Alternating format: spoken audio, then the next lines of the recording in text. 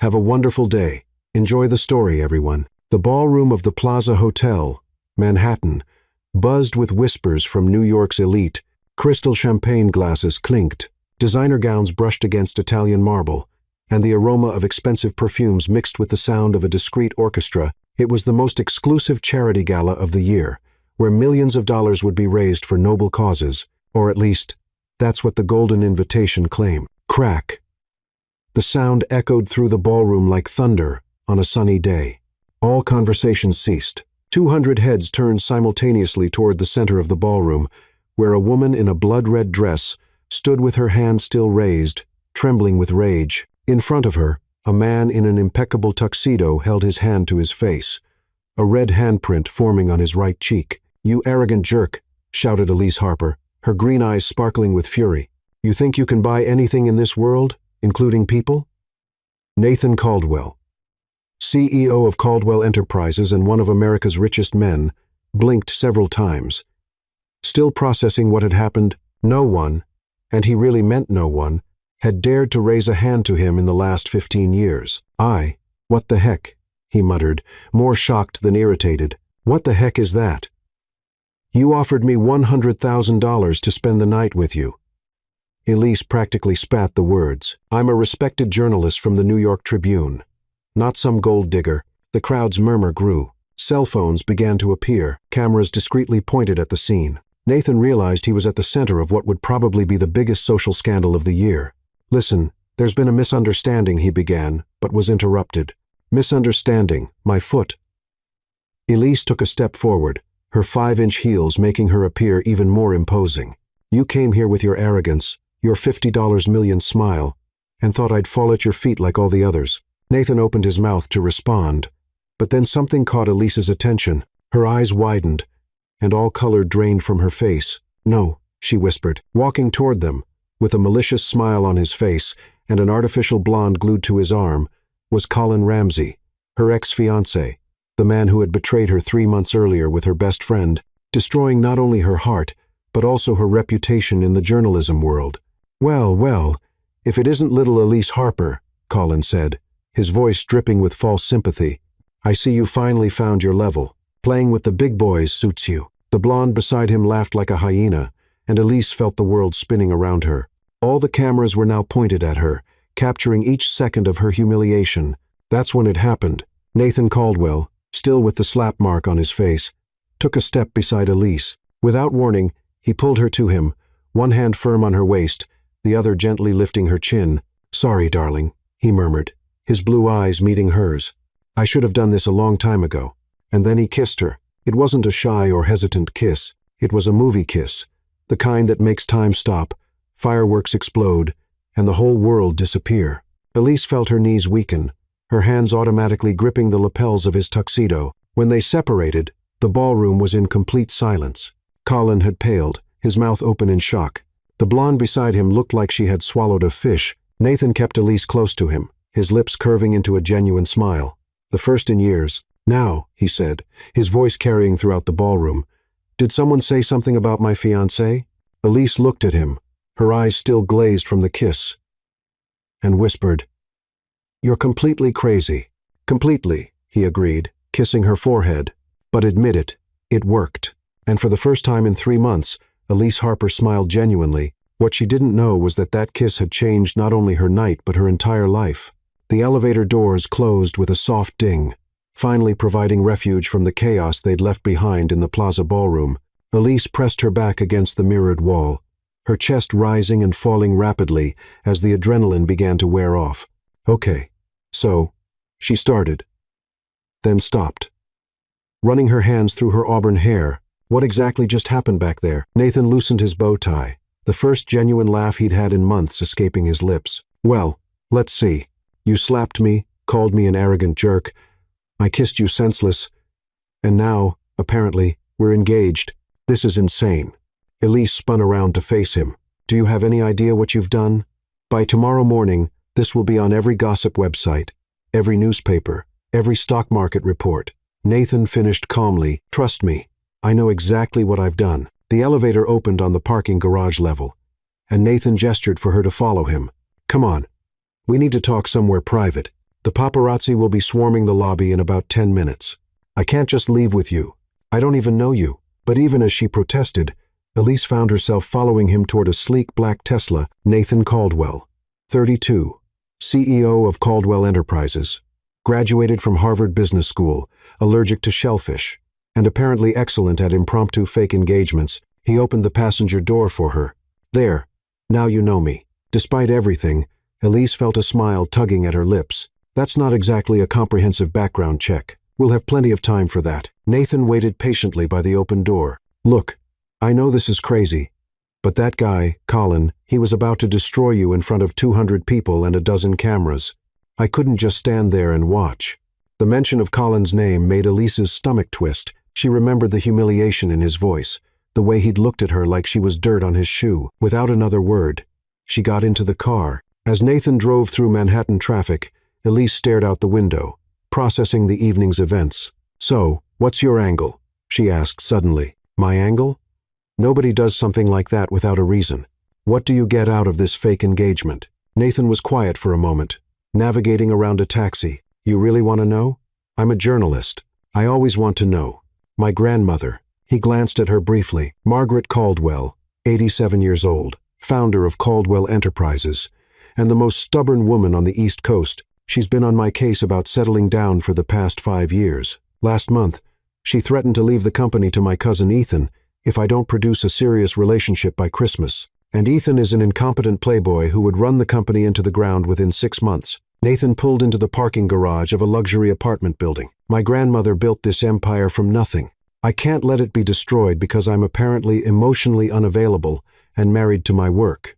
Elise studied his profile in the dim garage lighting. There was something vulnerable in his expression that hadn't been there at the gala. "So, you need a fake fiancé, and you need to show your ex that you've moved on to bigger and better things."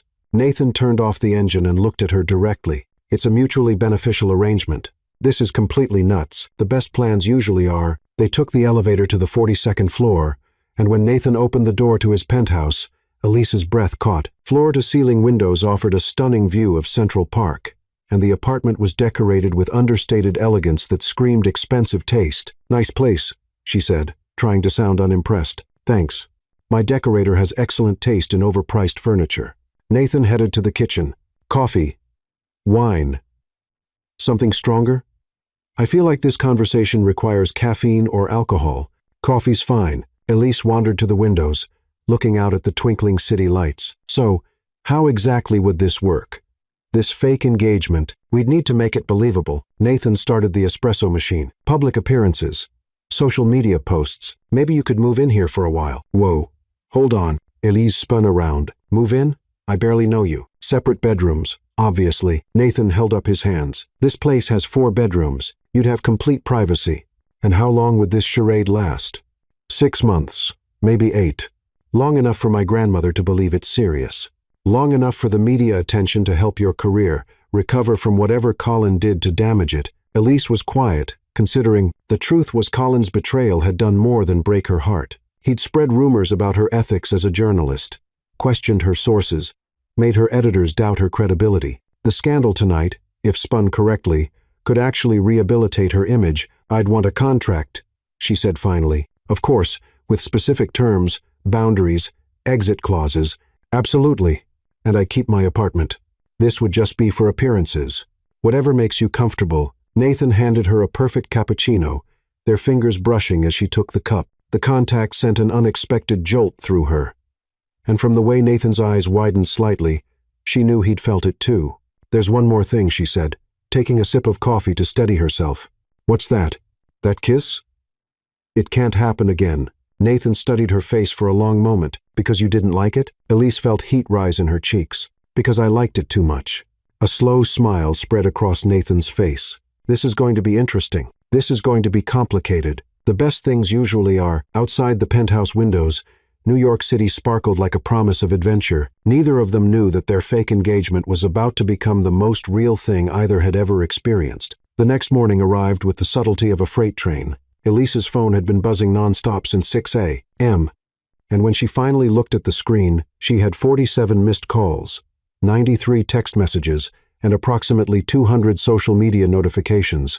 "Oh my gosh," she muttered, scrolling through the headlines on her phone. Caldwell's mystery fiancé, who is Elise Harper, from slap to kiss.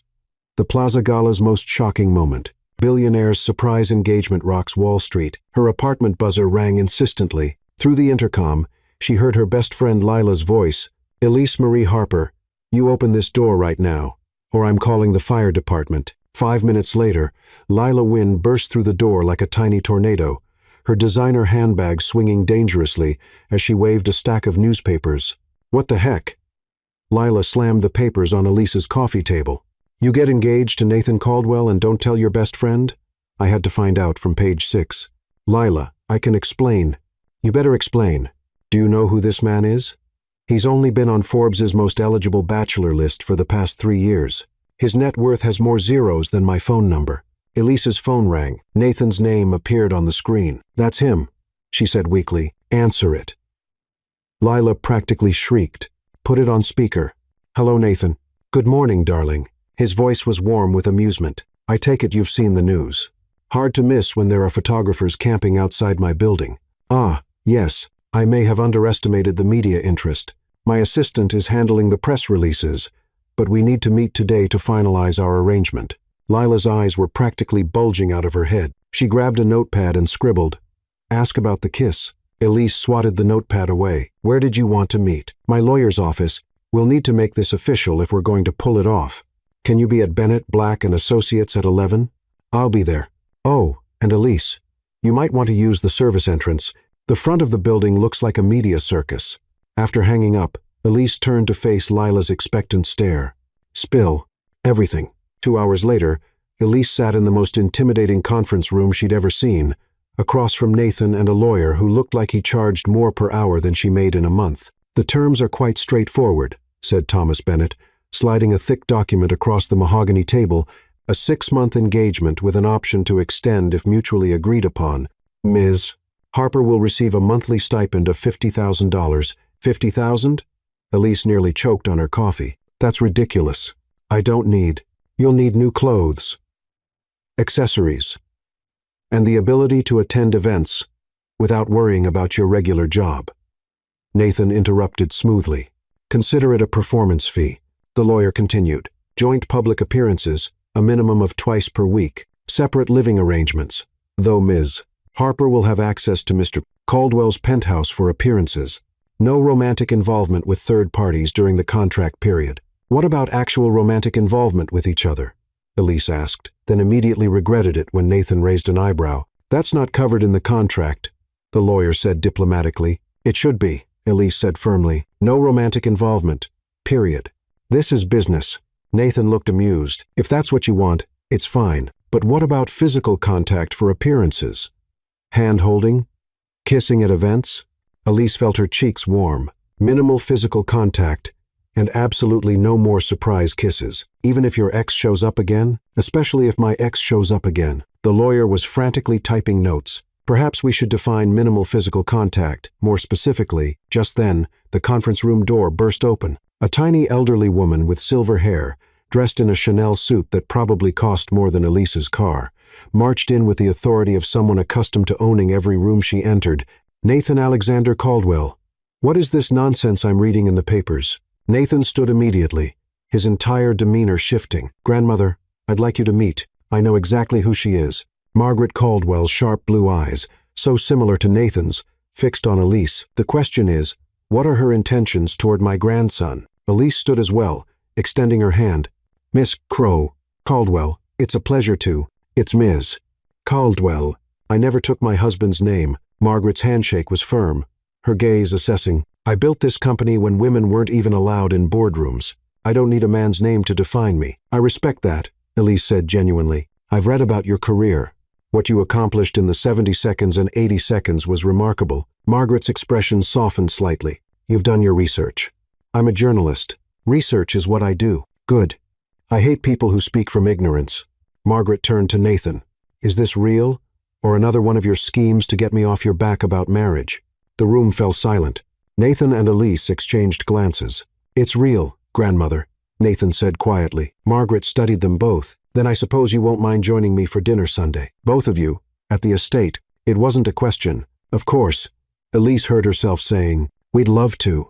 After Margaret left with the force of a departing hurricane, Elise sank back into her chair. "Your grandmother is terrifying. She's also incredibly smart. If anyone can see through this, it's her. Then we better make it convincing." Nathan leaned back in his chair, studying her. "You know, for someone who insisted on no romantic involvement, you're awfully good at playing the devoted fiancé. I'm a good actress when I need to be." "Is that what this is? Acting?" Elise met his gaze directly. "What else would it be?" Nathan smiled, but something in his eyes suggested the question was more complicated than either of them wanted to admit. "I guess we'll find out." As they signed the contract, neither of them noticed the small clause on page 12 that Thomas Bennett had quietly added. This agreement may be terminated early by mutual consent or by genuine romantic attachment between the parties. Some lawyers, it seemed, were hopeless romantics. The Caldwell estate sprawled across 20 acres of prime Hampton's real estate, like something out of a Gatsby novel.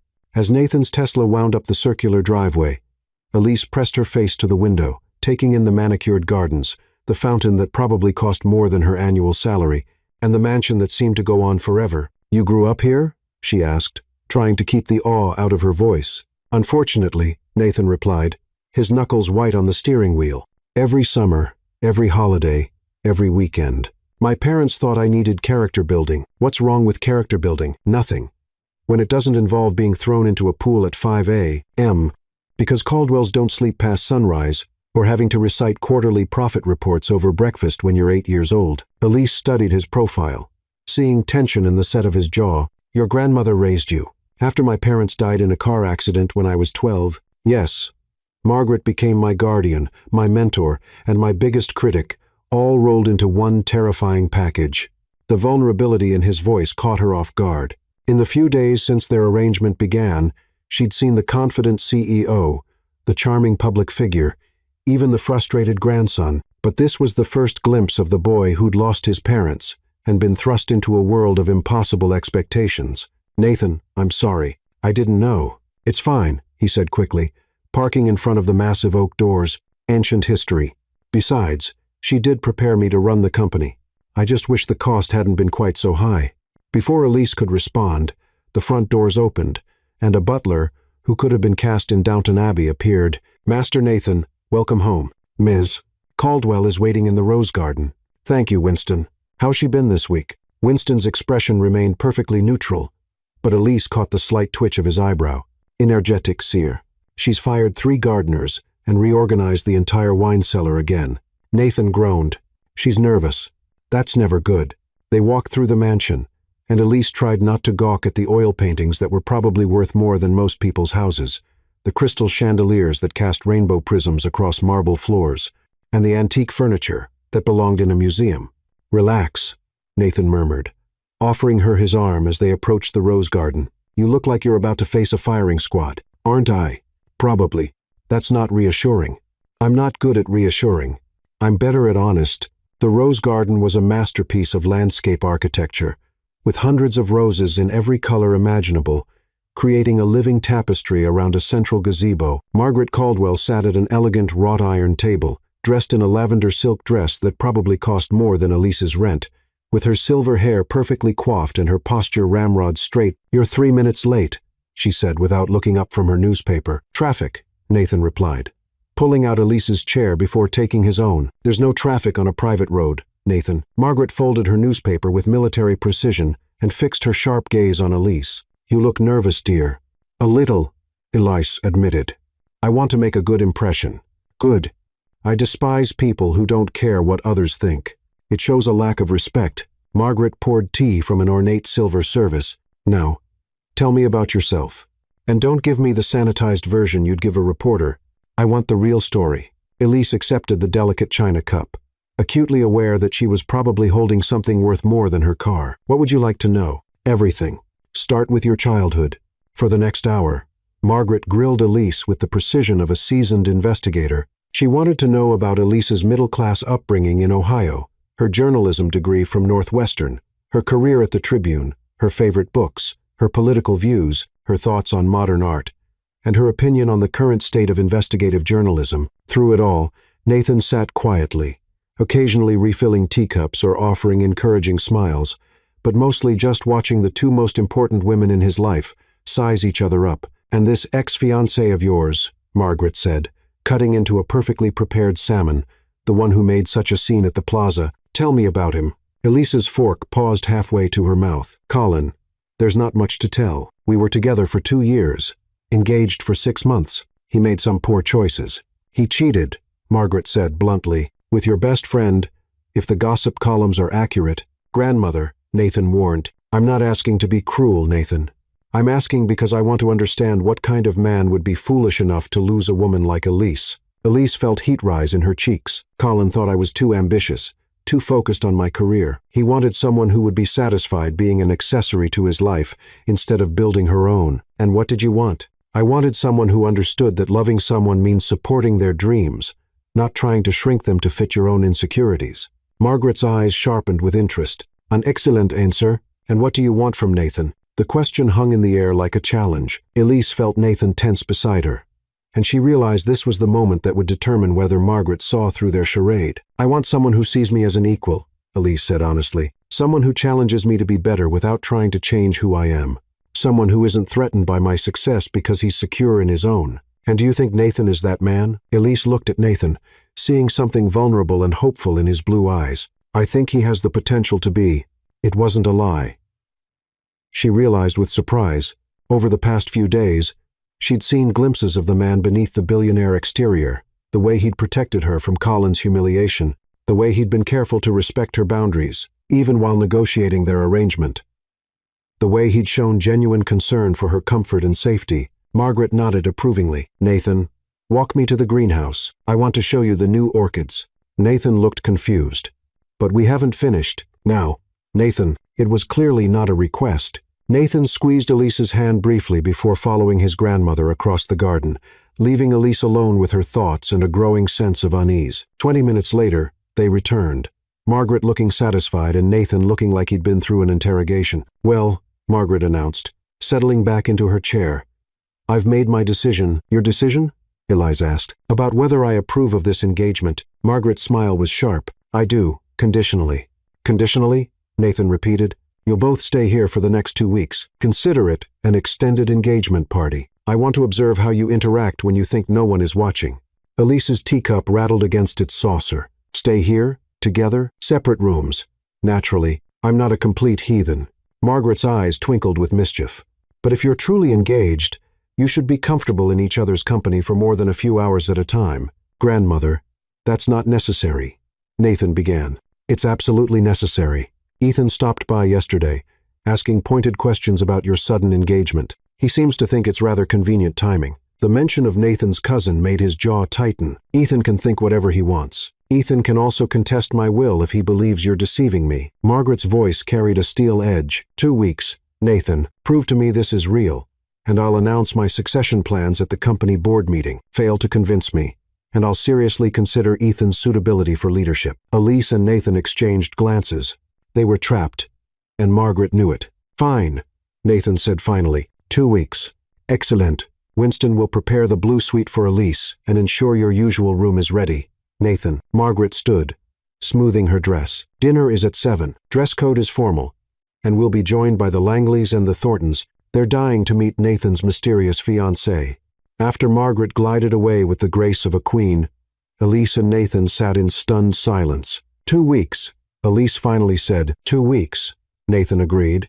With dinner parties and formal dress codes and constant observation, and Ethan lurking around looking for proof, we're faking. Elise stood up, pacing around the rose bushes. "This is getting complicated." "It was always going to be complicated. Not this complicated. I thought we'd attend a few events, smile for some photos, and be done with it. I didn't sign up for extended family vacations and psychological evaluations." Nathan stood as well, catching her arm gently to stop her pacing. "Hey, we can handle this, can we? Because right now, it feels like we're in way over our heads." "Maybe we are." Nathan stepped closer, his voice dropping to that warm, intimate tone that made her stomach flutter. "But we're in it together." For a moment, they stood there in the rose garden, surrounded by the scent of flowers and the sound of distant ocean waves, and Elise felt the dangerous pull of actually caring about this man. The setting was romantic. His eyes were sincere, and she was remembering exactly why that kiss at the plaza had been so earth-shattering. "Nathan," she started, but was interrupted by the sound of footsteps on the garden path. A man who looked like a younger, less refined version of Nathan approached them with a smirk that immediately put Elise on edge. Well, if it isn't the happy couple," he said, his voice dripping with false charm. "Ethan Caldwell. I've been dying to meet the woman who finally tamed my cousin." Nathan's entire body tensed. "Ethan, I didn't know you were coming by today. Margaret invited me for dinner. Said she wanted the whole family to meet Elise." Ethan's smile was predatory. "I have to say, Nathan, your engagement came as quite a surprise. So sudden, so convenient." "Love doesn't follow a schedule," Elise said smoothly, slipping her hand into Nathan's. "When you know, you know." "How romantic," Ethan replied, his tone suggesting he found it anything but. "And how long have you two been seeing each other before the plaza incident? I mean, it was a trap, and they all knew it. Any answer they gave could be verified, investigated, disproven. Does it matter?" Nathan asked, his voice dangerously quiet. "We're together now. Of course it matters. I'm just curious about the timeline. After all, it's not every day that America's most eligible bachelor gets slapped and then engaged in the same evening." Elise felt Nathan's hand tighten around hers, and she realized he was about to say something that would blow their cover entirely. Acting on instinct, she stepped closer to him, placing her free hand on his chest. "Actually, we've been keeping things private for months," she said, looking up at Nathan with what she hoped was convincing adoration. "Nathan wanted to make sure I could handle the media attention before going public. The plaza thing just accelerated our timeline." "How thoughtful of him," Ethan said, not buying a word of it. "And I suppose you have photos together, text messages, some kind of proof of this secret relationship." "We're not on trial here, Ethan," Nathan said coldly. "Aren't you?" Ethan's smile turned sharp. "Margaret is getting older, Nathan. She's more trusting than she used to be, but I'm not. And if I find out you're running some kind of con to secure your inheritance, that's enough." Nathan stepped forward, and for a moment, Elise thought he might actually hit his cousin. "Gentlemen." Margaret's voice cut through the tension like a blade. She approached from the house, having clearly heard every word. "I believe that's quite enough family bonding for one afternoon. Ethan, you're early for dinner. Nathan, perhaps you could show Elise to her room so she can freshen up." It was a dismissal, and everyone knew it. Ethan gave them one last calculating look before following Margaret back to the house. "Well," Elise said when they were alone, "your cousin seems lovely. Ethan has always been a snake." Nathan ran a hand through his hair. "But he's not wrong. We need to be more careful. If he finds out we're faking this, then we don't let him find out." Elise straightened her shoulders with determination. "We make this so convincing that even he can't poke holes in it. And how do we do that?" Elise looked at him for a long moment, weighing her options. "We become the couple we're pretending to be in public, in private, everywhere except behind closed doors. We learn each other's habits, share inside jokes, act like people who are genuinely in love. You think you can fake being in love with me for 2 weeks?" The question was casual, but something in his eyes suggested the answer mattered more than it should. "I'm a very good actress when I need to be," she replied. But even as she said it, she wondered if she was trying to convince him or herself. "Then let's put on the performance of our lives." As they walked back to the house hand in hand for the benefit of any watching eyes, neither of them acknowledged the growing suspicion that the line between performance and reality was becoming dangerously blurred. The next 2 weeks, Elise realized, were going to test more than just their acting abilities. They were going to test every carefully constructed wall she'd built around her heart. And she was terrified that Nathan Caldwell might be the one man capable of tearing them all down. The blue suite was approximately 3 times the size of Elise's Manhattan apartment, complete with a sitting area, a marble bathroom that belonged in a luxury spa, and a 4-poster bed that could comfortably sleep 4 people. As Winston finished placing her hastily packed bags in the walk-in closet, Elise stood at the floor-to-ceiling windows, watching the sun set over the Atlantic Ocean. "Will there be anything else, Miss Harper?" Winston asked with the kind of polished professionalism that comes from decades of service to the extremely wealthy. "Actually, yes." "How long have you worked for the Caldwell family?" Winston's expression softened slightly. 37 years, miss. I started as a footman when Master Nathan's father was still alive." "What was Nathan like as a child?" The butler was quiet for a moment, clearly weighing how much to reveal. "Curious, brilliant, lonely, I think. Especially after the accident, he used to spend hours in the library, reading everything he could get his hands on." "Miss, Margaret thought education was the cure for grief. And was it? Master Nathan learned to hide his emotions very well. Whether that's the same as healing? Winston shrugged diplomatically. Perhaps you'll be the judge of that, miss. After Winston left, Elise unpacked her few belongings, feeling increasingly out of place among the silk wallpaper and antique furniture. She'd brought jeans and casual dresses, completely unprepared for a 2-week stay at what was essentially a palace. A soft knock on the adjoining door made her freeze. She'd noticed the door earlier but assumed it led to a bathroom or closet. Elise, it's Nathan. Can I come in? She opened the door to find him standing in what was clearly his childhood bedroom, though it had been updated with adult furnishings. The walls were lined with bookshelves, and she could see diplomas and awards displayed with museum-like precision. Connecting rooms, she raised an eyebrow. Margaret's idea of subtlety, he replied with a wry smile. Don't worry. The door locks from both sides. I just wanted to check if you're okay with all this. Define okay. Nathan leaned against the doorframe, and Elise couldn't help but notice how different he looked in casual clothes. The jeans and navy sweater made him seem younger, more approachable, less like the intimidating CEO, and more like the boy Winston had described. For what it's worth, I'm sorry about Ethan. He's always been jealous of my position in the family, but I didn't expect him to be quite so aggressive. It's fine.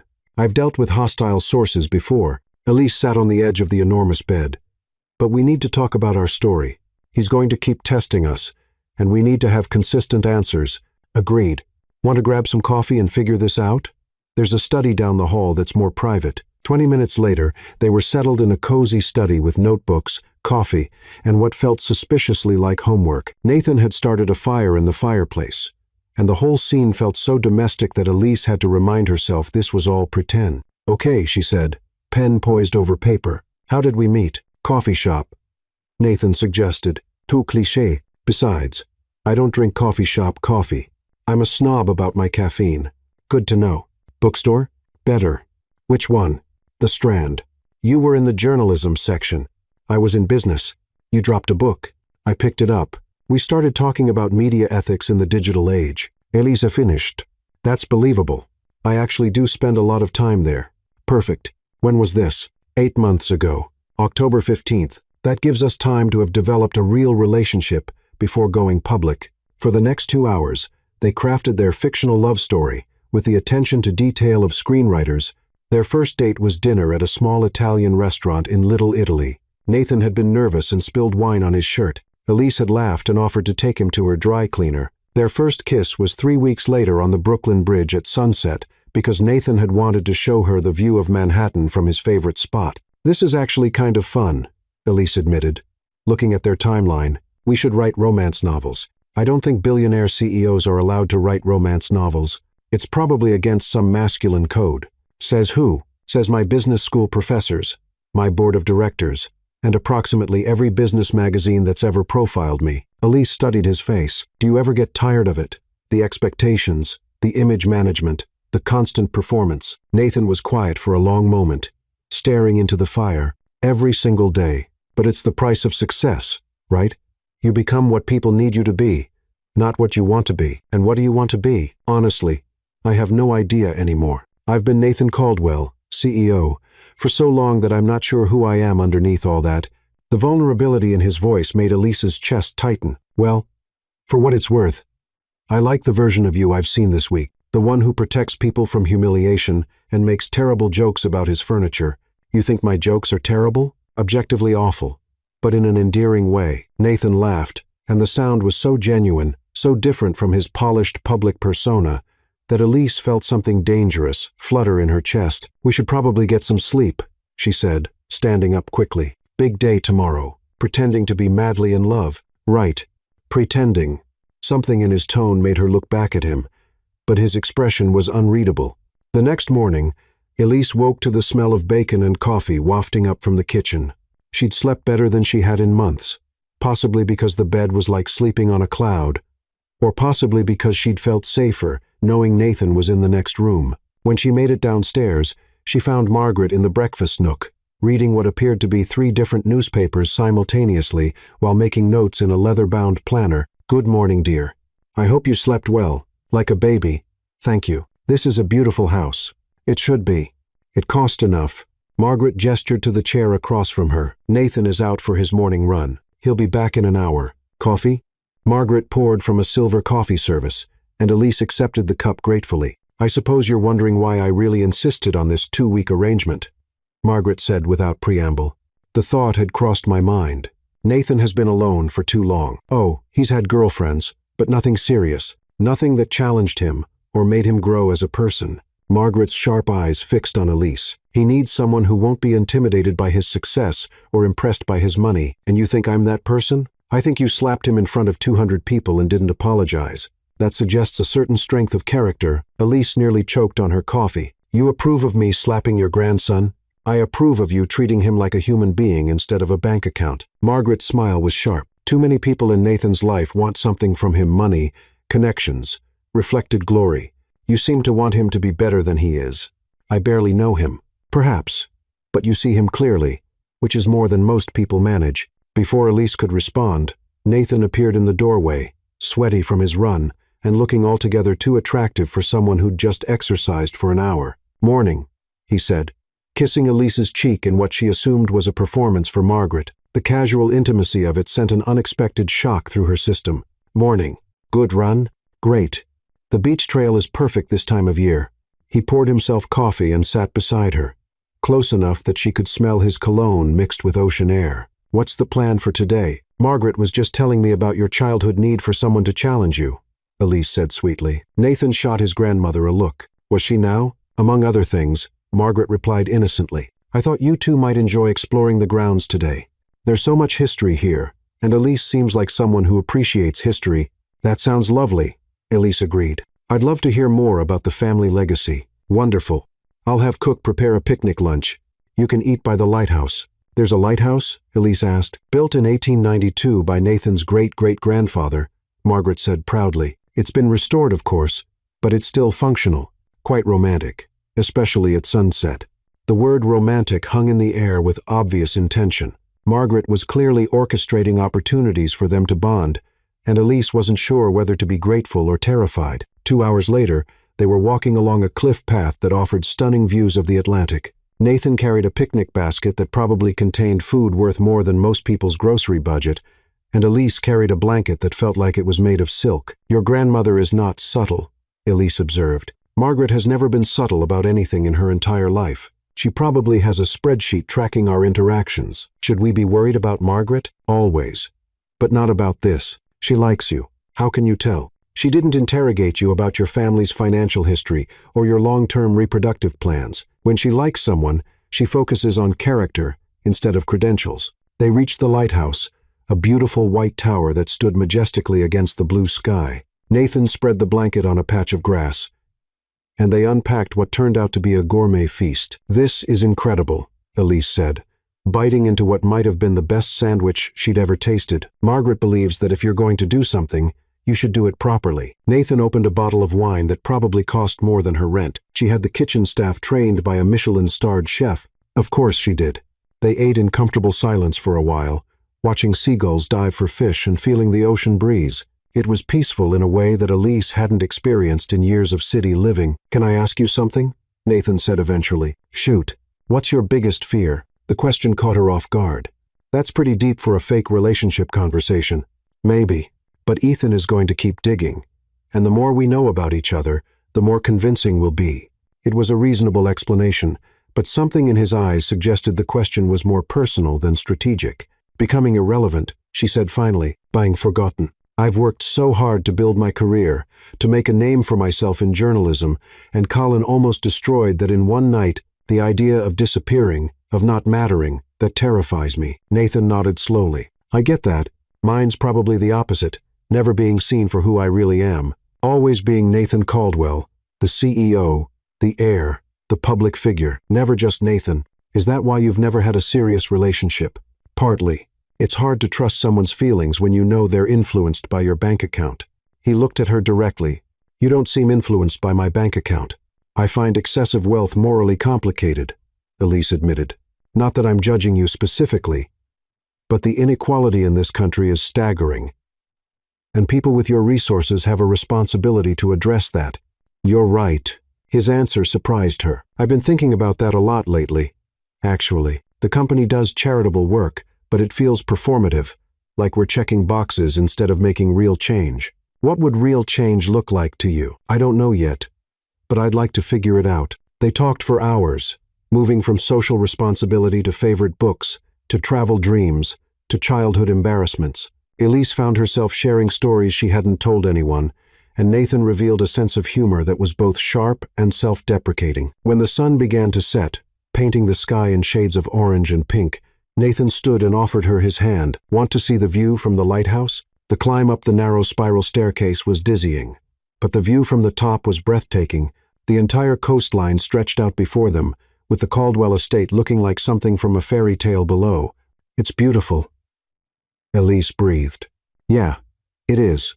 When she turned, she found Nathan looking at her instead of the view, and something in his expression made her heart skip. Nathan, I know this is just pretend. He stepped closer anyway, his hand coming up to touch her face gently. But sometimes pretend feels more real than anything else in my life. For a moment, they stood there in the lighthouse as the sun set around them, and Elise felt the dangerous pull of actually falling for this man. The setting was impossibly romantic. His touch was gentle and warm, and the look in his eyes suggested that maybe, just maybe, he was feeling the same confusion she was. We should go back, she whispered, but she didn't move away. We should, he agreed, but his thumb traced her cheekbone softly. They might have stayed there forever, caught in that moment between pretend and real. If Nathan's phone hadn't buzzed with a text message, he stepped back, checking the screen, and his expression darkened immediately. What is it? Ethan. He's invited himself to dinner tonight, and he's bringing a friend. What kind of friend? A private investigator. Elise felt her stomach drop. He's really going to investigate us? Looks like it. Nathan ran a hand through his hair. We need to get back and prepare. If there are any holes in our story, he's going to find them. As they packed up the picnic and walked back toward the house, Elise's mind raced. They'd spent a beautiful day getting to know each other, building a foundation of genuine friendship and attraction. But now reality was crashing back in, reminding her that this was all a performance. A business arrangement that could crumble if they weren't careful. Nathan? Yeah? What happens if Ethan proves we're faking this? Nathan was quiet for a long moment. Then I lose everything. The company, my inheritance, probably my relationship with Margaret, and I go back to being Colin's humiliated ex-fiancé with a damaged reputation. That won't happen. Nathan stopped walking and turned to face her. I won't let it happen. How can you be so sure? Because we're not faking it anymore. The words hung between them, heavy with implication. Elise searched his face, looking for signs that he was just talking about their improved acting. But what she saw there was something much more dangerous. Nathan, I know it's complicated. I know this wasn't the plan, but spending today with you, learning who you really are, I can't pretend anymore that this is just business. Elise's heart was racing. We have a contract. We agreed to no romantic involvement.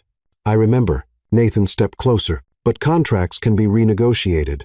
Can they? If both parties are willing. Before Elise could respond, they heard voices calling their names from the direction of the house. Ethan had arrived early, and their performance was about to begin. Ready? Nathan offered her his arm. No, she said honestly, but took his arm anyway. But let's do this. As they walked toward the house, Elise realized that the next few hours would determine not just the success of their arrangement, but the future of whatever was growing between them. Ethan's investigation would either expose them as frauds or force them to confront the truth they'd been dancing around all day. She was no longer sure which outcome scared her more. The house loomed ahead of them, lit from within like a stage set, and Elise took a deep breath. Time to give the performance of her life. Even if she was no longer sure where the performance ended and reality began. One more thing, Nathan said quietly as they approached the front door. What? Whatever happens tonight, whatever Ethan finds or doesn't find, I want you to know that today was real. This feeling, this connection, it's real. Elise looked into his eyes and saw nothing but sincerity. For me, too. Good. Hold on to that, because we're about to walk into a war zone. The front door opened, and Margaret appeared with a smile that didn't quite reach her eyes. There you are, darlings. Ethan is here with his friend. They're very eager to meet you both. Nathan squeezed Elise's hand once, a gesture of support and solidarity, and together they walked into what felt like the most important performance of their lives. Neither of them knew that Ethan's private investigator had already discovered something that would change everything, and it wasn't at all what they expected. The formal dining room at the Caldwell estate, had been the setting for countless important dinners over the decades, business deals that shaped Wall Street, political conversations that influenced policy, and social gatherings that determined who was in or out of New York's elite circles. But tonight, as Elise stood before her walk-in closet trying to choose the right armor for battle, she suspected this dinner would be the most consequential of all. She'd been getting ready for over an hour, changing outfits 3 times before settling on a midnight blue dress that Lila had insisted she buy for emergencies, requiring maximum confidence. The silk fabric hugged her curves in all the right places, and the color brought out her eyes. But more importantly, it made her feel powerful. Tonight, she would need every ounce of confidence she could muster. Lila had called earlier, providing moral support via FaceTime while Elise wrestled with her outfit choices. "You're overthinking this," Lila had said, watching Elise hold up different dresses.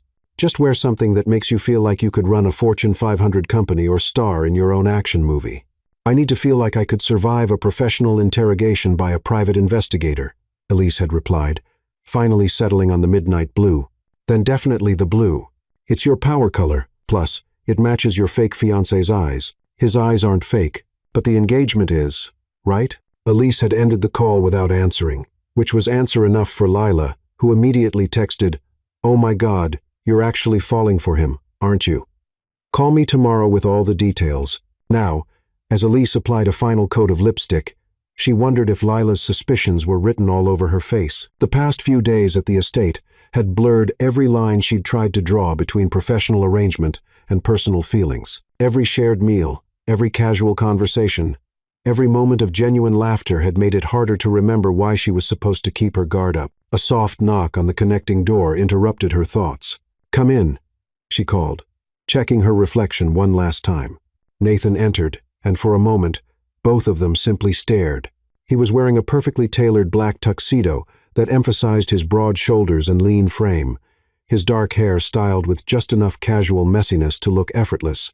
The formal wear transformed him from the relaxed man she'd been getting to know into the powerful businessman the world expected to see. But it was the look in his eyes as he took in her appearance that made Elise's breath catch, not the practiced appreciation of someone playing a role, but the stunned recognition of a man seeing the woman he cared about at her most beautiful. "You look," he started, then seemed to lose his words entirely.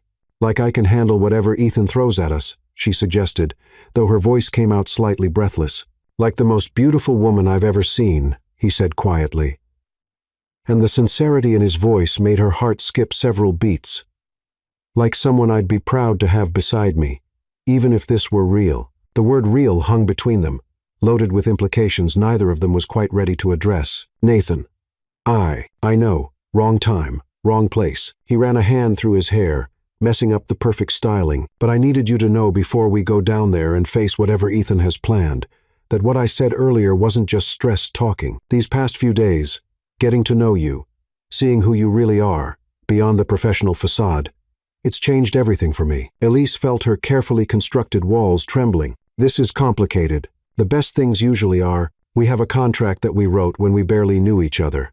When this was just a business arrangement between strangers who'd shared one impulsive moment." Nathan stepped closer, his blue eyes intense. "We're not strangers anymore, Elise." And that moment at the plaza, it wasn't just impulse, was it? Before she could respond, another knock echoed through the room, this time from the main door. Margaret's voice called out with perfect timing, "Children, our guests are arriving. Time to make your entrance." Nathan offered Elise his arm with a wry smile that didn't quite hide the vulnerability in his eyes. "Ready to face the firing squad? With you? I think I can handle anything." The words came out more honest than she'd intended, and from the way Nathan's expression softened, he heard the truth in them. They walked down the grand staircase together, and Elise couldn't help but feel like they were descending into a beautiful trap. The foyer below buzzed with conversation as various members of the Hamptons elite mingled. Champagne glasses catching the light from the crystal chandelier that had probably cost more than most people's annual salaries. The scene looked like something from a movie, all elegant gowns, perfect posture, and the kind of casual wealth that came from generations of careful breeding and investment. But her attention immediately focused on Ethan, who stood near the marble fireplace with a thin, sharp-eyed man in an expensive suit who was definitely not from their usual social circle. The stranger had the look of someone who observed professionally quiet, analytical, memorizing details that others missed. His presence sent a chill down Elise's spine. Nathan, Elise. Margaret appeared at the bottom of the stairs, resplendent in emerald green silk that complemented her silver hair perfectly. Come meet our guests.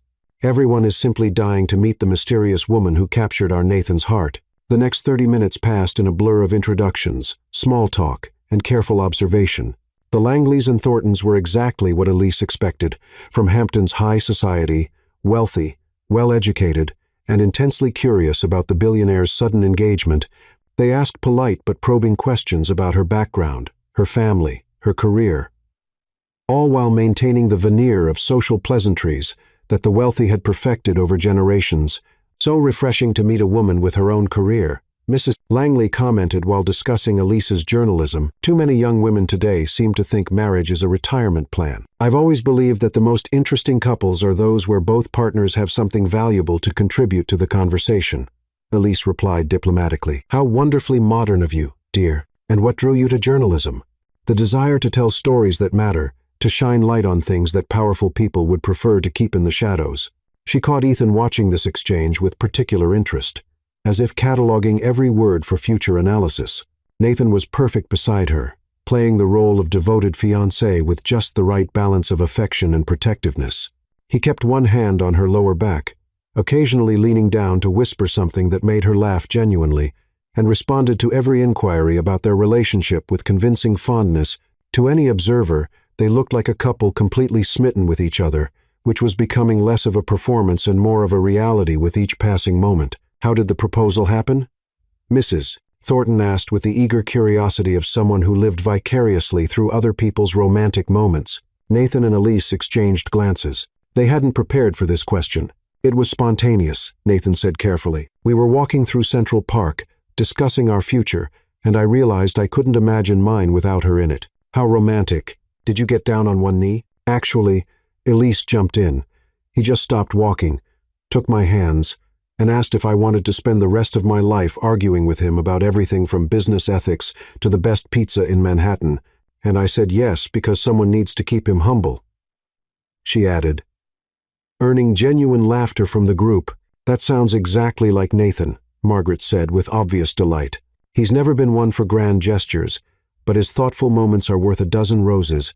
But through it all, Elise felt Ethan watching them with calculating eyes, and his companion, introduced simply as Mr. Lynn, a family friend, seemed to be cataloging every word, every gesture, every micro-expression with professional interest. Every time she glanced in his direction, she found him studying them with the intensity of a scientist examining specimens under a microscope. Mr. Lynn, she said during a lull in conversation, what line of work are you in? Research and analysis, he replied smoothly. I help people understand complex situations by examining evidence and drawing conclusions. That sounds fascinating. What kind of evidence? All kinds: financial records, communication patterns, behavioral analysis. Amazing what you can learn about people when you know how to look. The implicit threat in his words was clear. Even wrapped in polite conversation, dinner is served, Winston announced with impeccable timing, appearing in the doorway with the kind of perfect posture that came from decades of service to the extremely wealthy. The dining room table could have seated 20 people comfortably, but tonight it was set for 10, with enough crystal, china, and silver to stock a small museum. Margaret had strategically placed Elise and Nathan across from Ethan and Mr. Lynn, ensuring maximum observation opportunities during the meal. Every place setting was perfectly arranged, every water glass filled to the precise level, every napkin folded with military precision. The first course passed peacefully enough butternut squash soup that tasted like autumn in a bowl, accompanied by wine that probably cost more than most people's monthly salary. Conversation flowed around topics safe for mixed company: the recent art exhibition at the Met, the upcoming charity regatta, political developments that affected the financial markets. I understand you're working on an investigative piece about corporate transparency, Mr. Parency, Langley said to Elise. Fascinating topic, especially in today's climate. It is.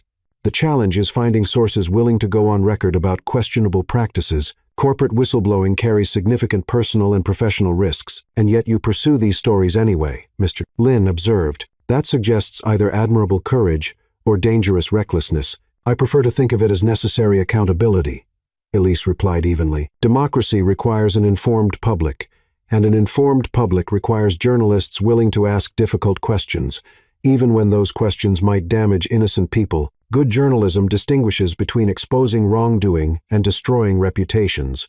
The goal is truth, not destruction. Margaret nodded approvingly. Well said. I've always believed that transparency breeds trust, while secrecy breeds suspicion. An interesting philosophy from someone who's built an empire on strategic information management, Ethan commented. There's a difference between privacy and deception, Ethan. One protects legitimate interests, the other conceals questionable behavior. As the main course arrived, perfectly prepared lamb with seasonal vegetables that looked like works of art, Ethan decided to go on the offensive.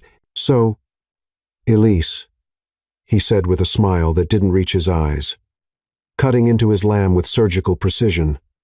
Nathan tells me you two met at a bookstore. The Strand, wasn't it? That's right, Elise replied smoothly, grateful for all those hours they'd spent perfecting their story. I was researching media ethics. He was looking for something on business strategy. We ended up in a very passionate discussion about corporate responsibility in journalism. How wonderfully romantic. Mrs. Langley commented with genuine delight. Love over literature, like something from a novel. What book were you researching specifically? Mr. Lin asked casually, his voice carrying just a hint of an accent that suggested English wasn't his first language. His fork paused halfway to his mouth, waiting for her answer. Elise felt a flicker of warning. This wasn't casual conversation. Several, actually. I was working on a piece about the blurred lines between news and entertainment in digital media.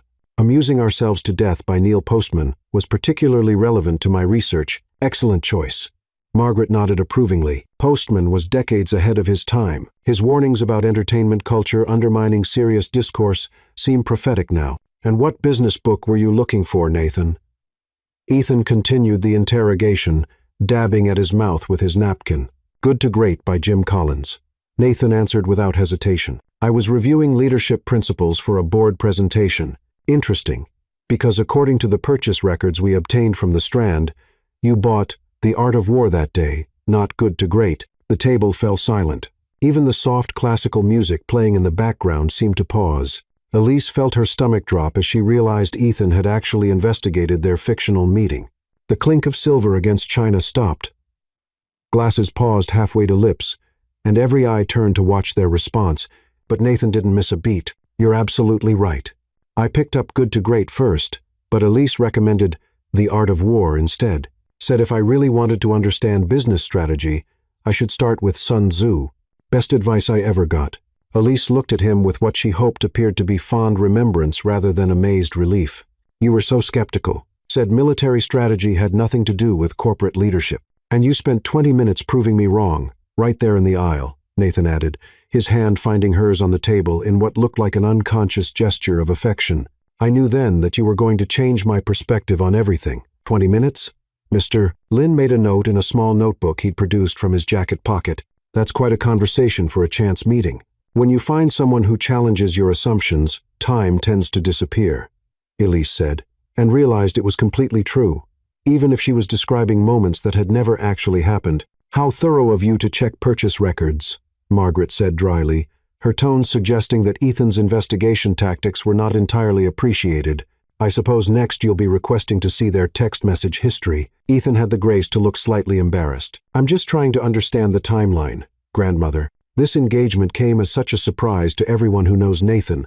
Sometimes the best things do come as surprises, Elise said firmly. Nathan and I wanted to keep our relationship private until we were sure it was serious. Neither of us enjoys being in the spotlight, and yet, here you are, engaged to one of America's most visible bachelors. Mr. Lin observed, his pen poised over his notebook. Here I am, engaged to the man I love, Elise corrected, looking directly at Nathan. Everything else is just background noise. The look that passed between them was so genuine, so charged with real emotion, that even Mrs. Thornton sighed romantically. That's beautiful, dear, she said, pressing her hand to her heart. Charles and I met under similar circumstances, both of us trying to maintain our privacy while navigating a very public courtship. Sometimes you just know, don't you? You do, Nathan agreed, his thumb stroking across Elise's knuckles in a gesture so natural it seemed unconscious. Though I have to admit, I was intimidated at first. Elise is brilliant, accomplished, completely independent. I wasn't sure what she could possibly see in someone like me. Someone like you? Elise laughed. And it was completely natural. You mean someone who's built an empire from the ground up, graduated summa cum laude from Harvard, speaks 3 languages, and somehow still finds time to read philosophy for fun. Yeah. Real mystery why I'd be interested. You read philosophy? Mr. Langley asked Nathan with genuine surprise. Marcus Aurelius. Mostly. Nathan admitted. Stoicism helps with the stress of running a company. You have power over your mind, not outside events. Realize this, and you will find strength. How wonderfully unexpected. Mrs. Langley clapped her hands together. A philosophical businessman and a crusading journalist. You two must have the most fascinating conversations. We do, Elise said, and realized it was completely true. Nathan challenges me to think differently about everything. He's not at all what I expected from a CEO. What did you expect? Margaret asked with obvious amusement, clearly enjoying watching her grandson be praised. Someone more. Traditionally corporate, focused primarily on profit margins and quarterly reports. Nathan thinks about the human impact of business decisions, which is surprisingly rare in his position. How diplomatic of you not to mention names, Ethan said with forced lightness, though his jaw had tightened slightly. How accurate of her to recognize quality leadership, Margaret corrected firmly. Nathan has always been more interested in building sustainable value than extracting maximum profit. It's why he'll make an excellent leader for the next generation. The comment hung in the air like a gauntlet thrown down. Ethan's jaw tightened further, and Mr. Lynn scribbled more notes in his ever-present notebook. Speaking of leadership in the future, Ethan said, clearly changing tactics, I've been wondering about the financial implications of this engagement. Have you two discussed a prenuptial agreement? Ethan, Margaret's voice could have cut glass. That is entirely inappropriate dinner conversation. It's okay, Margaret, Elise said calmly, though her heart was racing. It's a fair question, even if the timing is questionable. Yes, we've discussed it. I insisted on one. Actually, this clearly wasn't the answer Ethan expected. You insisted on a prenup? I have my own career, my own assets, my own financial independence. The last thing I want is for anyone to think I'm marrying Nathan for his money. Elise's voice carried conviction that came from genuine belief. I fell in love with the man, not the bank account. How refreshing, Mrs. Thornton murmured approvingly. So many young women today seem to view marriage as a financial strategy rather than an emotional commitment. Very modern thinking, her husband agreed. Building a partnership based on mutual respect rather than economic dependency. But Mr. Lynn wasn't finished with his professional assessment. Ms.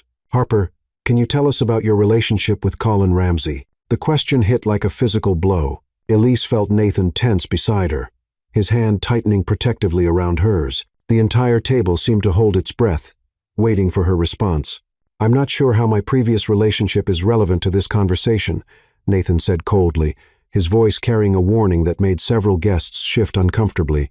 It's relevant because Mr. Ramsey has been quite vocal about his opinions regarding this engagement.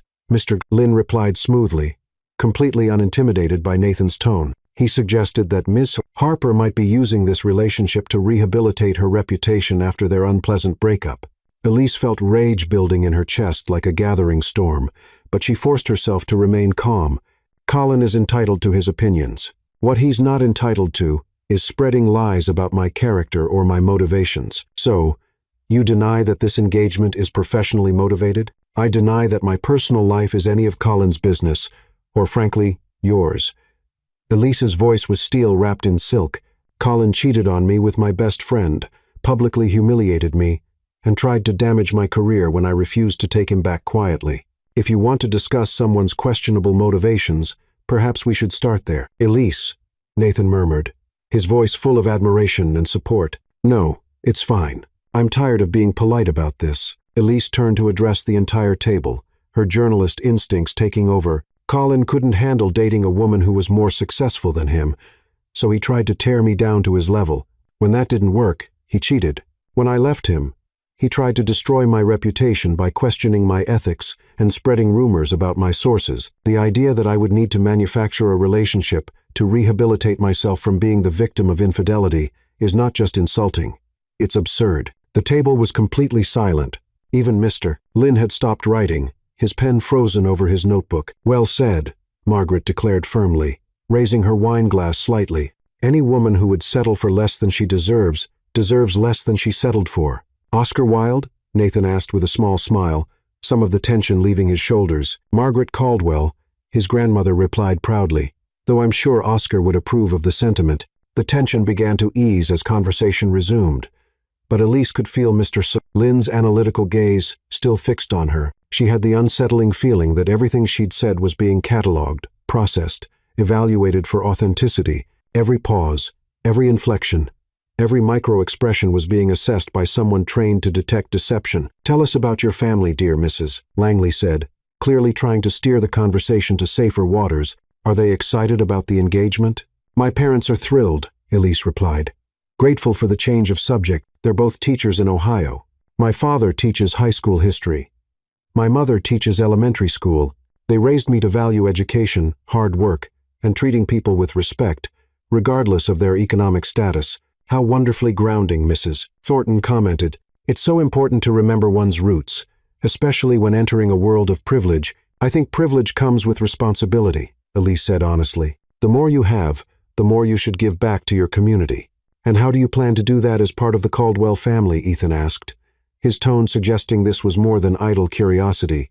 "I'd like to establish a foundation focused on media literacy and educational access. Too many people lack the tools to critically evaluate information, which makes them vulnerable to manipulation and misinformation." "Fascinating," Margaret said with obvious approval. "That aligns perfectly with the family's existing charitable interests." "I wasn't aware of specific family charitable interests," Mr. Lynn noted, making another entry in his notebook.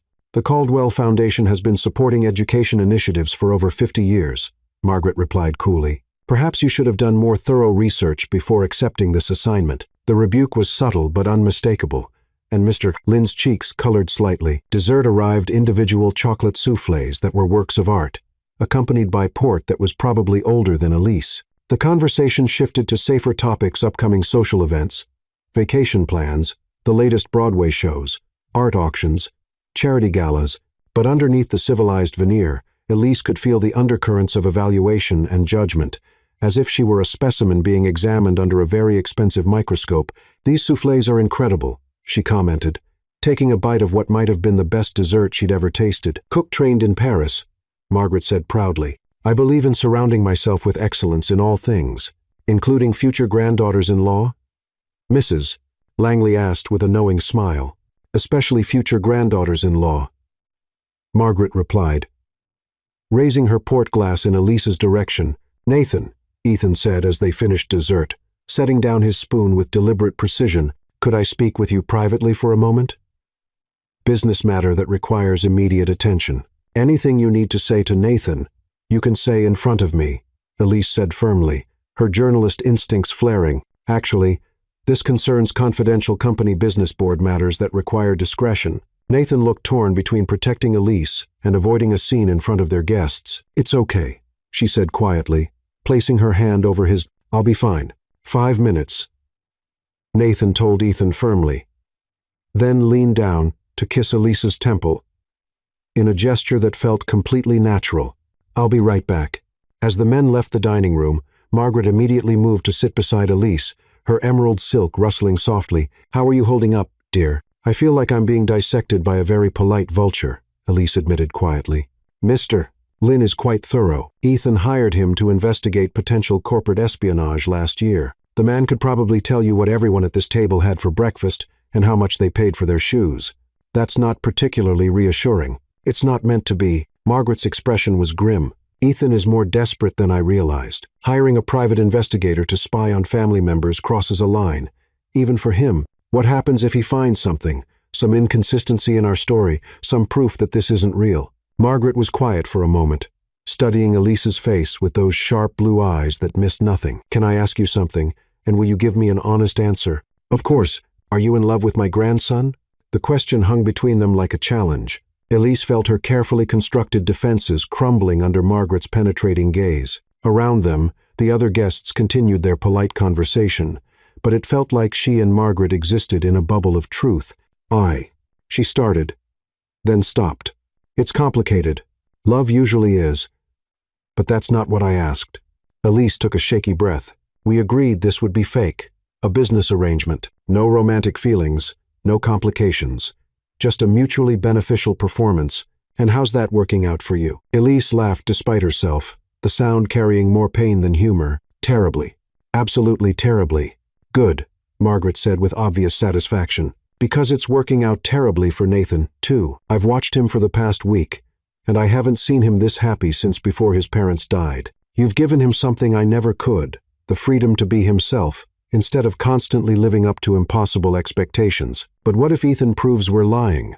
What if he destroys Nathan's reputation, his inheritance? Ethan can go to heck, Margaret said with surprising vehemence, her refined facade cracking slightly.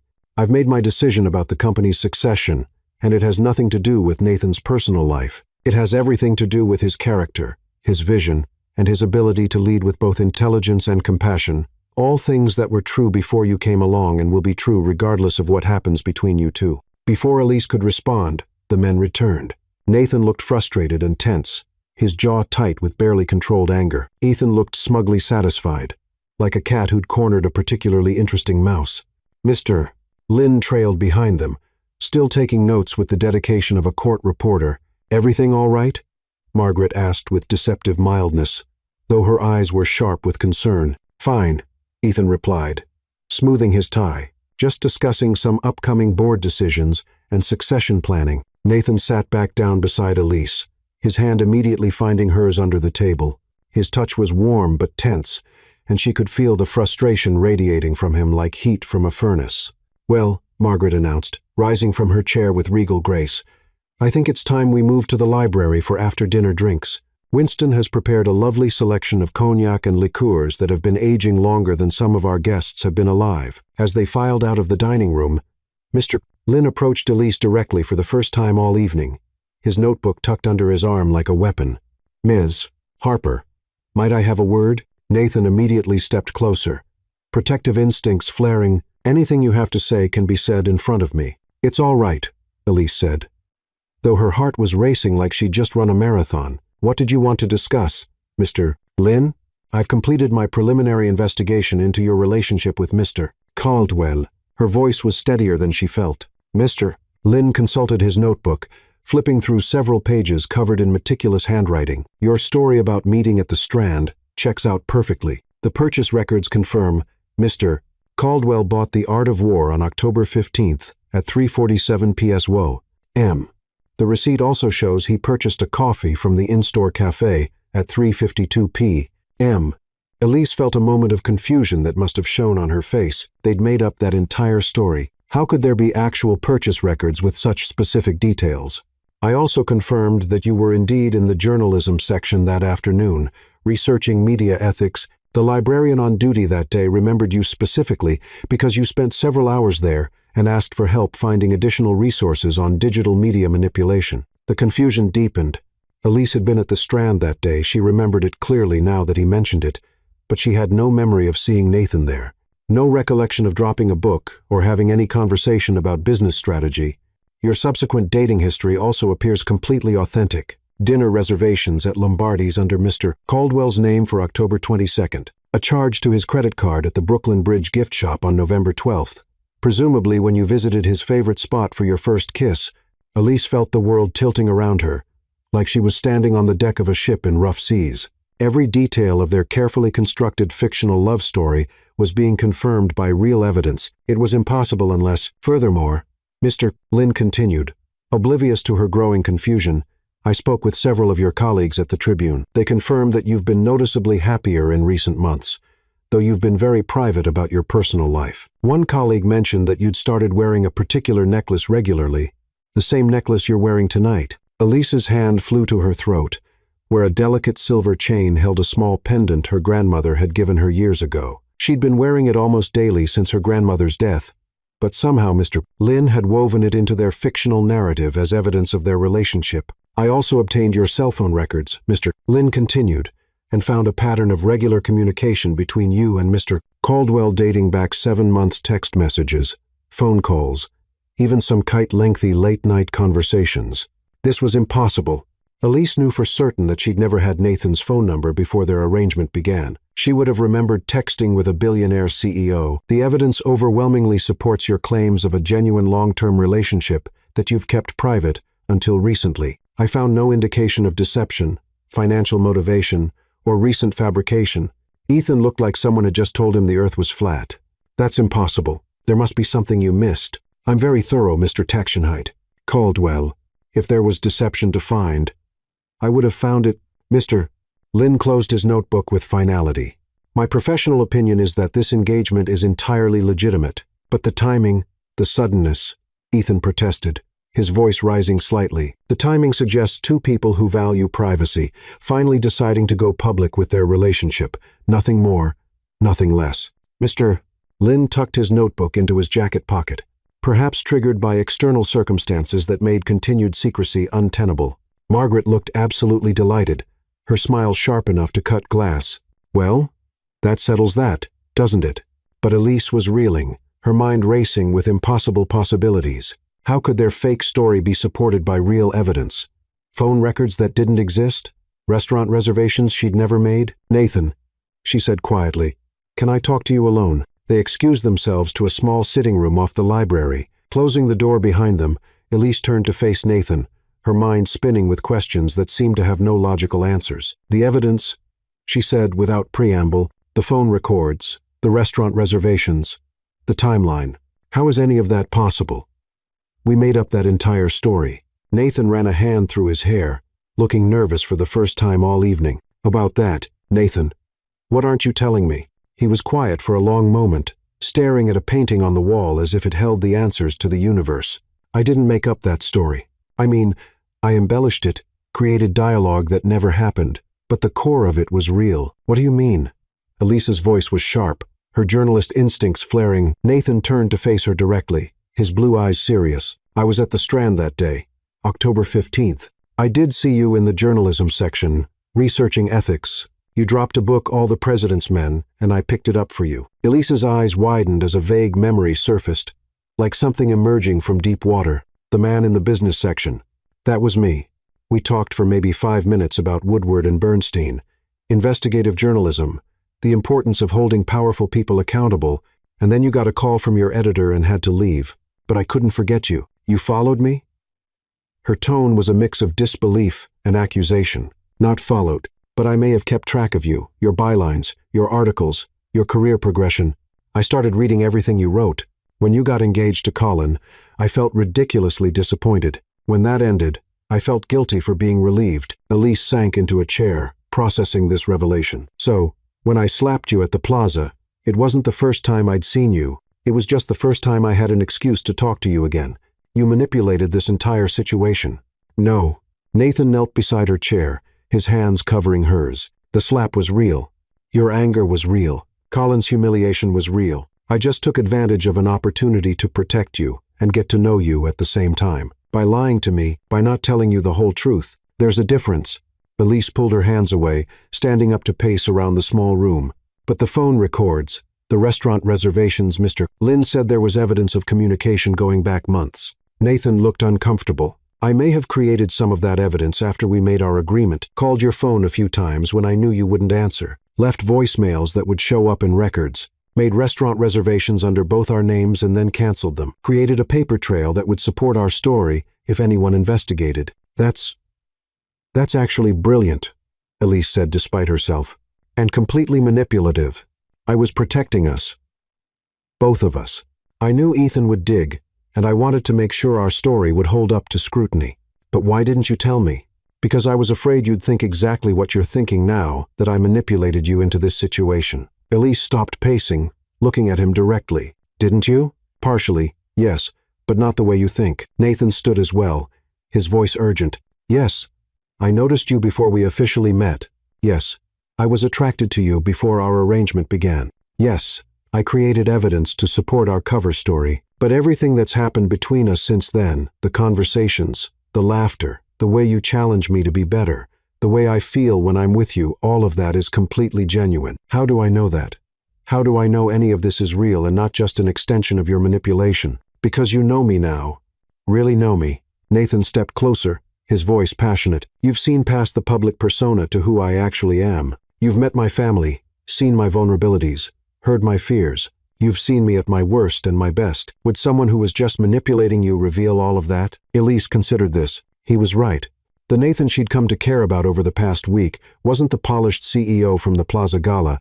He was complex, thoughtful, sometimes insecure, often funny, and completely different from what she'd expected. Those moments of vulnerability, of genuine connection, couldn't all have been calculated. The dinner reservations, the Brooklyn Bridge receipt, I may have recreated some of the dates I imagined taking you on, he admitted.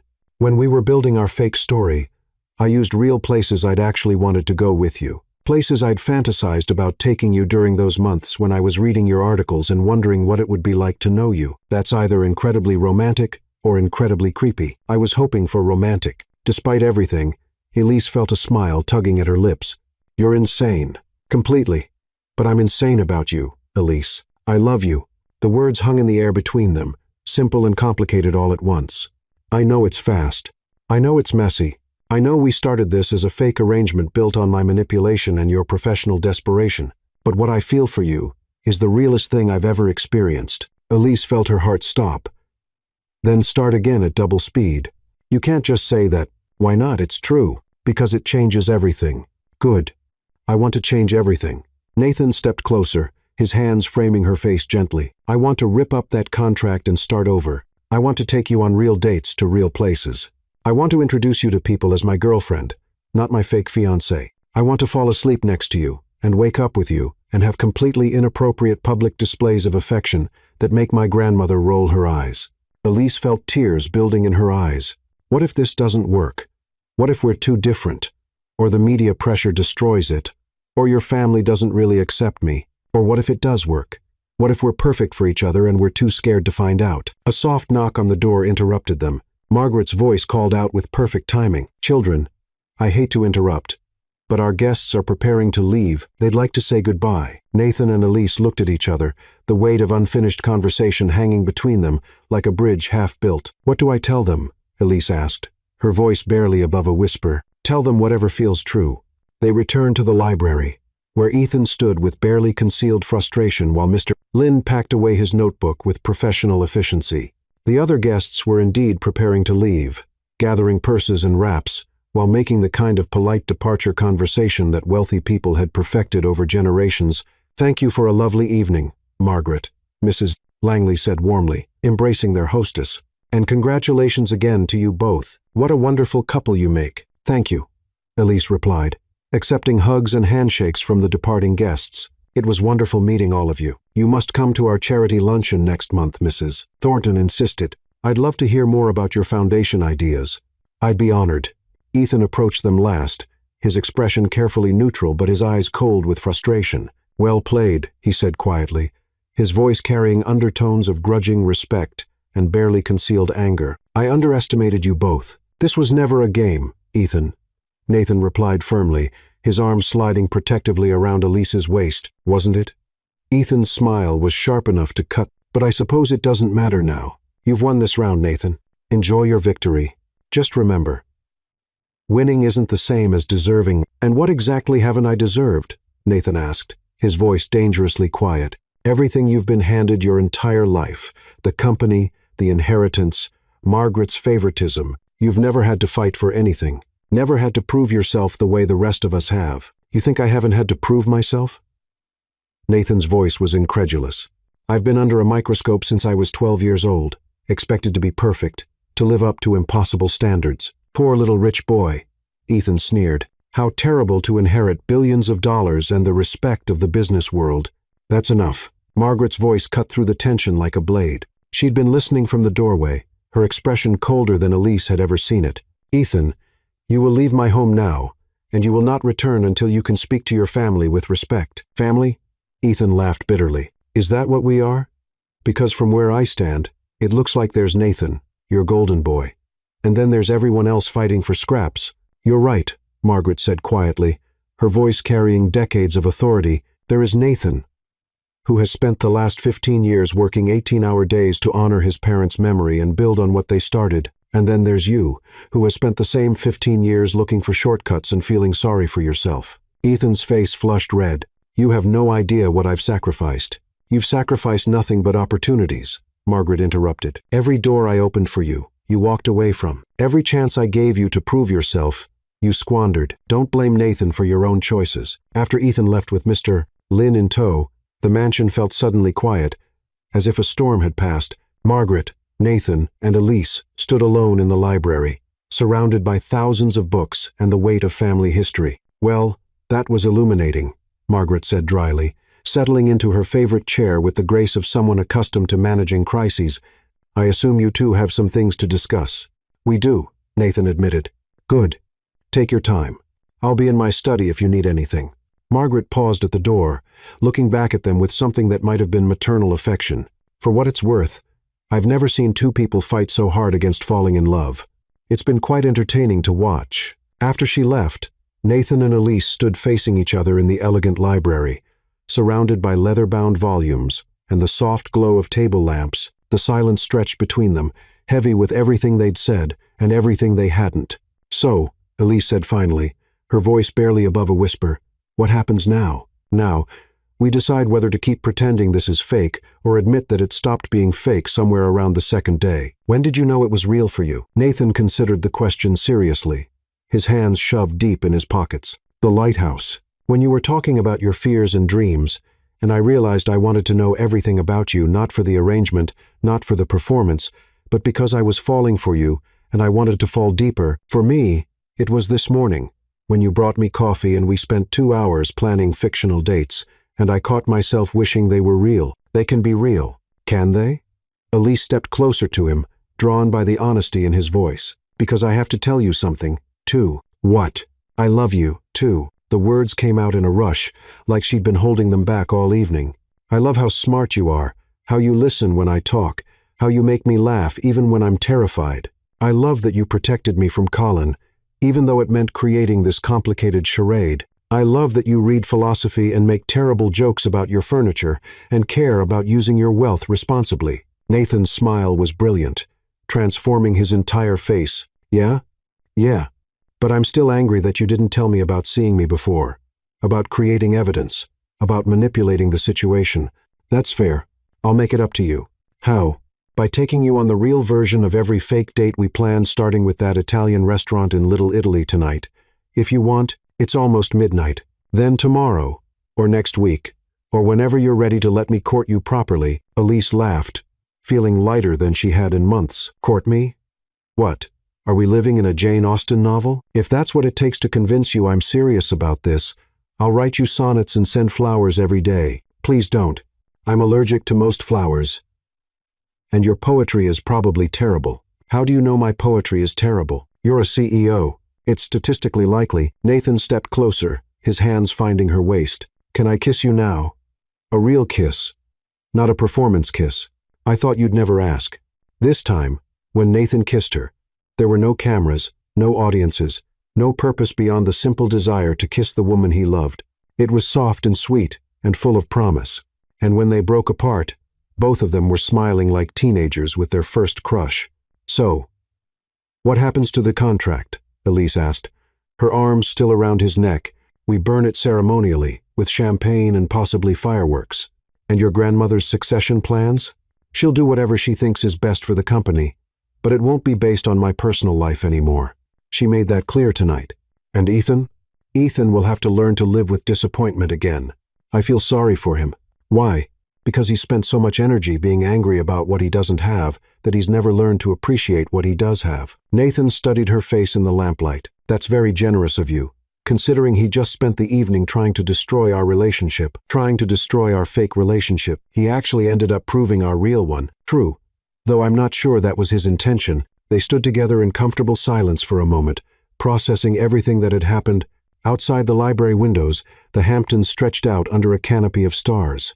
And somewhere in the distance, the lighthouse Nathan's great-great-grandfather had built continued its steady beacon. Can I ask you something? Elise said eventually. Anything. When we tell this story to people, the real story, how do we explain the part where I slapped you and then kissed you in the same night? Nathan grinned, pulling her closer. We tell them the truth. Sometimes love hits you like a slap in the face, and sometimes it sneaks up on you like a kiss in the moonlight. We just happen to get both in one evening. That's either very romantic or completely ridiculous.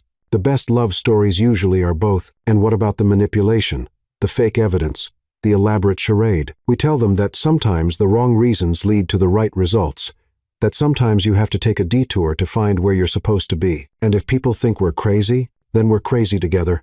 As they kissed again under the starlight streaming through the windows, neither of them noticed Margaret watching from the doorway with a satisfied smile. She'd been orchestrating this outcome from the moment she'd insisted on the 2-week stay, but she was pleased to see that her grandson and his brilliant, stubborn, perfect match had finally figured it out for themselves.